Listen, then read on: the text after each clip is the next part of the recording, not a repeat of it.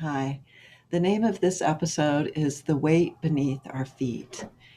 This story isn't about headlines or heroes. It's about the ones who pour the foundation, literally, cement workers.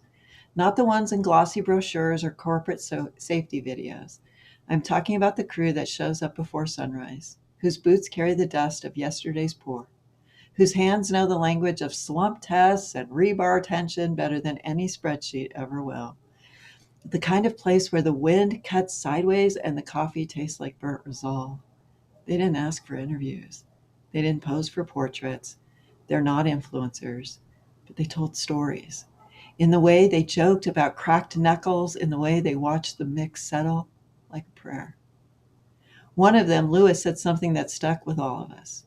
He was smoothing out a fresh slab, his trowel moving like a conductor's baton.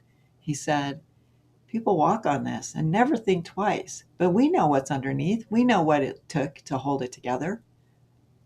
That line, we know what it took to hold it together. It's not just about concrete. It's about families and paychecks and pride. It's about showing up when your back aches and your kid needs new shoes and the foreman's yelling about timelines, but the mix isn't ready and the weather's turning and still you pour. And now, here in Laramie, Wyoming, those same workers have poured something else, a foundation for change. The crew at Mountain Cement just made history. After decades of turnover, silence, and whispered fears, they voted to unionize. In one of the most anti union states in the country, they stood together and said, "Enough."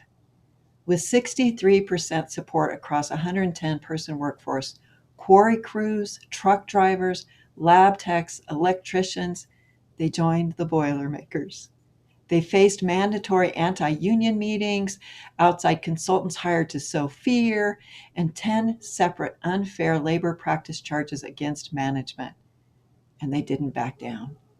One of them, Alex, a mechanic and welder, said, "I was threatened with my job. Now I don't have to look over my shoulder every day wondering, is this going to be the day?" The organizing committee, a mix of cowboys, bikers, and veterans, people who know grit, people who know what it means to hold things together when everything around you is trying to crack. They posted flyers in auto shops and diners. They ran social media ads to counter information. They built a movement from the ground up, and the town showed up.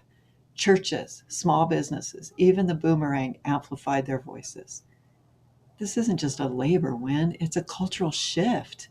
It's proof that even in places where organizing feels impossible, solidarity can still pour through the cracks. There's a kind of poetry in that, not the kind that gets published, the kind that gets lived. And maybe that's why I wanted to record this.